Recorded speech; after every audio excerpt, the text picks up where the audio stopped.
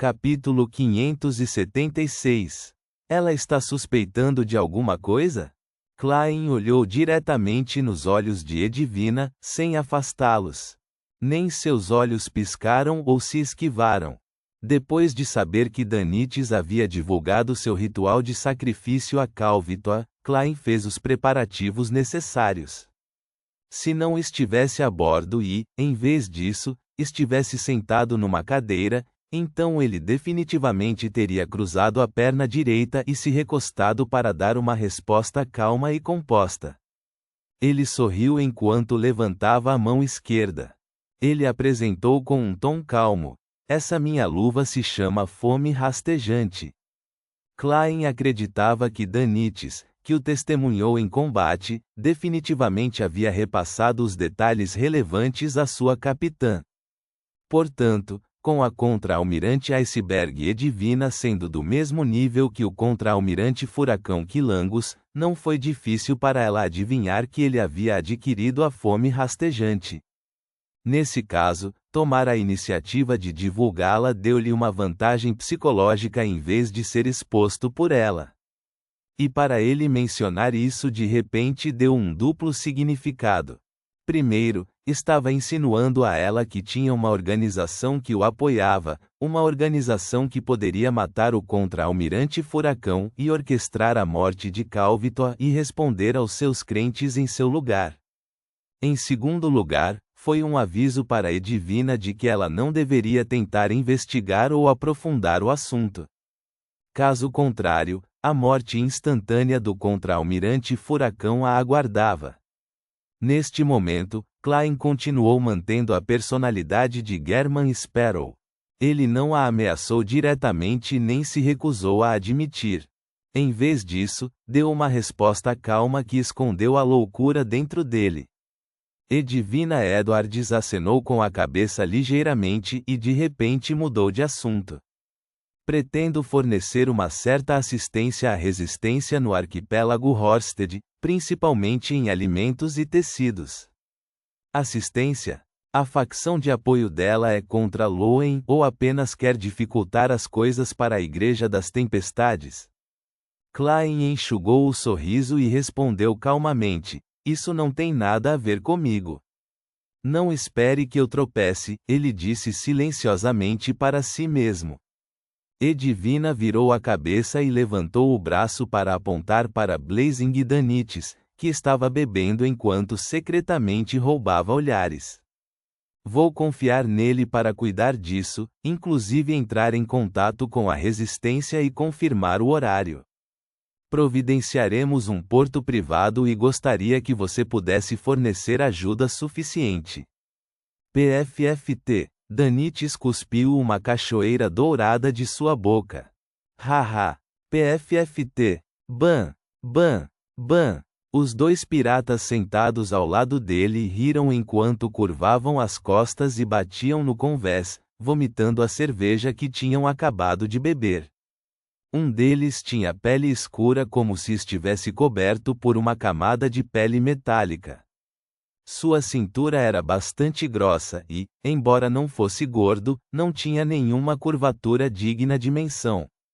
Edvina retraiu o olhar e acrescentou sem pressa antes que Klein pudesse falar: "Você é um aventureiro. Acredito que você não recusará um emprego que pague bem. Você realmente encontrou uma desculpa excelente para mim." Klein sorriu em resposta. Claro. Ele não perguntou quanto era o pagamento, mas Edvina pareceu esquecer de mencionar isso. Esta inteligente e bela almirante pirata disse sombriamente: "O senhor conseguiu alguém para me passar a notícia de que está disposto a comprar a chave dos gigantes, que descobri anteriormente, por 5.000 libras. Era o item proclamado como a chave da morte. Foi uma gigantesca chave de ferro preto que quase fez Danites perder a vida em Bayan." Klein suspeitava que não se originasse da sombria Segunda Época, mas era algo que estava ligado à corte do rei gigante. "Ela está insinuando que ofereça um preço?" Klein ficou surpreso antes de perceber. Ele não pôde deixar de murmurar interiormente: 5.000 libras? Nem sei se a chave tem alguma utilidade ou se realmente envolve a corte do rei gigante. Se não tiver nada a ver com isso, posso devolvê-la e receber um reembolso? Além disso, não há informações prévias sobre isso. Mesmo se eu a levasse acima da névoa cinza para adivinhar, não receberia nenhuma revelação eficaz. Sim, uma inferência simples é que se não envolver a corte do rei gigante, mas algum outro tesouro do qual não tenho ideia, então seria inútil se eu a comprasse. O único benefício é que isso irá atrapalhar os planos do Almirante do Sangue. Isso o prejudica sem me beneficiar. Se envolver a corte do rei gigante, é improvável que o Almirante do Sangue encontre o local-alvo, mesmo que a tenha comprado, já que está localizada na terra abandonada dos deuses. Além disso, pretendo caçá-lo. Quando chegar a hora, poderei obter a chave sem gastar nenhum dinheiro.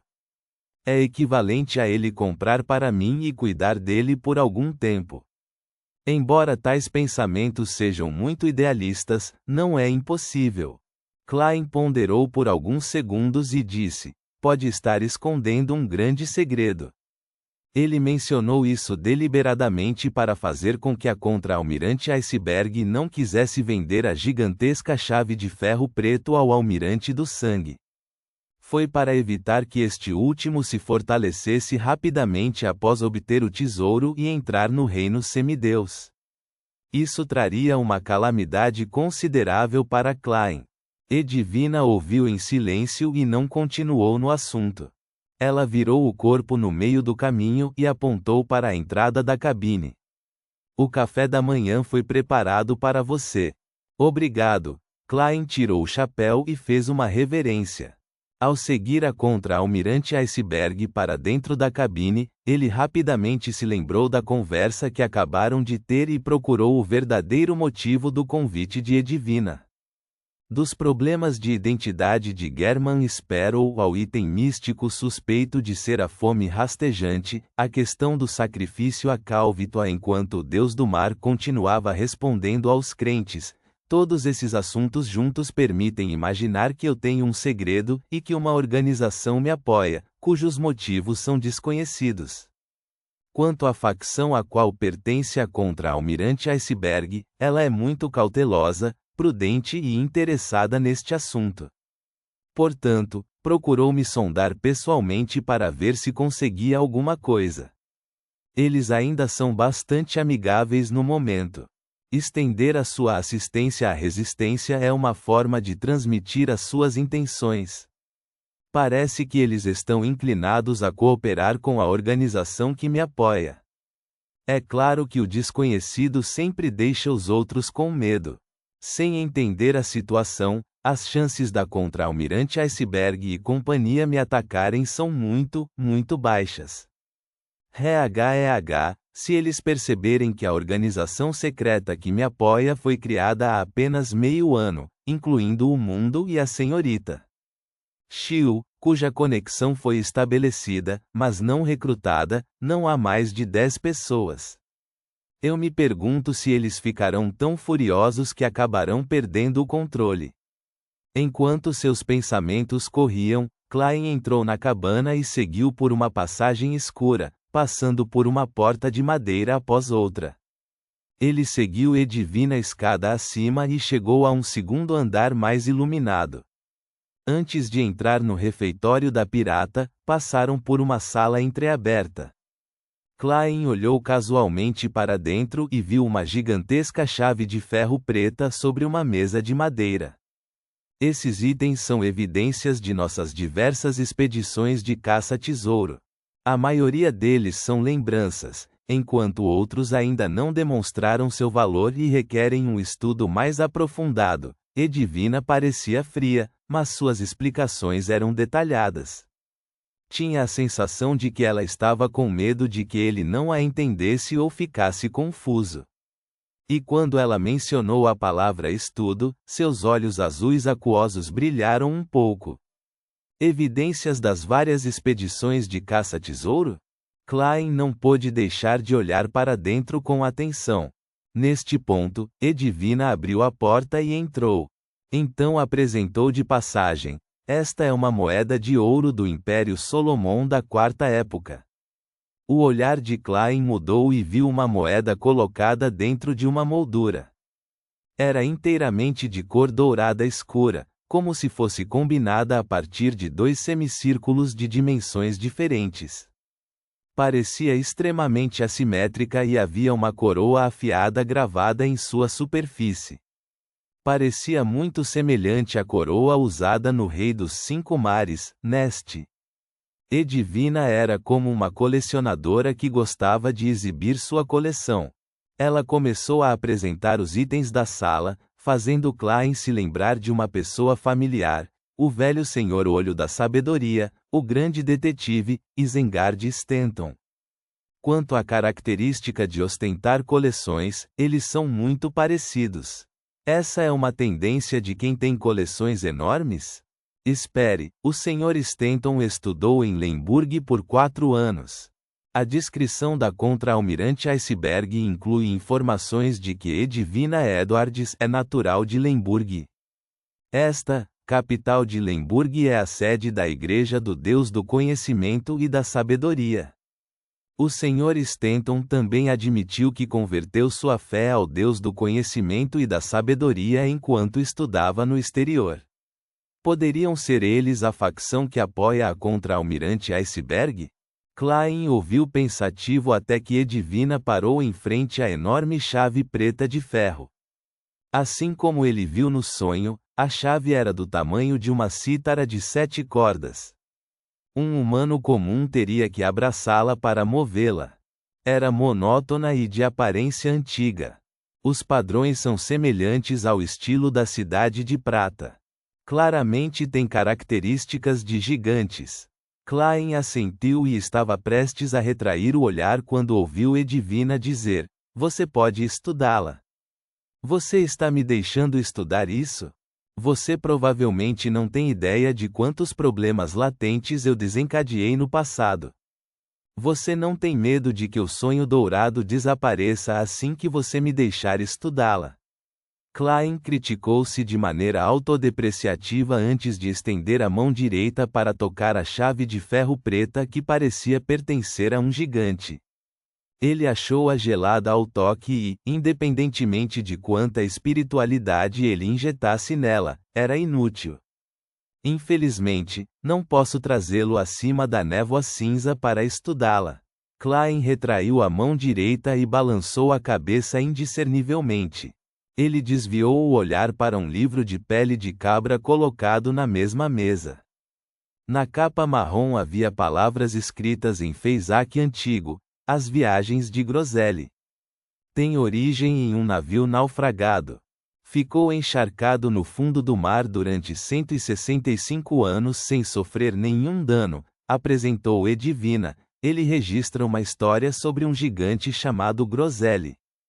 Ele decidiu ir para a Nação do Gelo para caçar o Rei do Norte, um poderoso dragão de gelo. Ao longo do caminho, ele encontra companheiros, uma elfa, um asceta devoto, um aristocrata do Império Solomon e um soldado de Lúen. A história se desenvolve até que eles encontram o Rei do Norte, antes de parar repentinamente. Não é o fim, mas as páginas posteriores não podem ser abertas, independentemente dos métodos usados. Você pode tentar. Este não é um caderno em estilo de diário, mas sim um romance? Este romance com certeza é estranho. Reúne personagens de diferentes épocas e épocas. Deveria ser algo que foi produzido recentemente. Klein folheou o livro e permitiu que as páginas marrom-amareladas passassem uma após a outra. O conteúdo era mais ou menos o que Edwina disse, mas a história parecia bastante abrupta e fragmentada. Isso fazia Klein suspeitar que tivesse perdido um parágrafo. Por exemplo, os protagonistas se familiarizariam momentos depois de se conhecerem como estranhos. Logo, ele navegou até as últimas páginas e descobriu que elas estavam grudadas. Não havia como separá-las.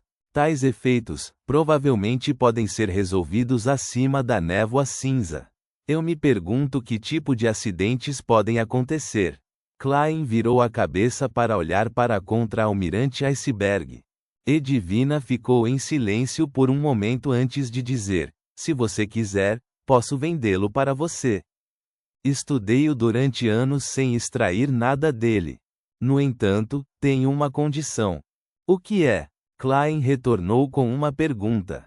Edvina franziu os lábios e disse: se você descobrir alguma coisa, terá que me contar o resultado, para que eu não fique intrigada com isso. Contanto que você concorde com esta condição, posso vendê-lo por um preço barato.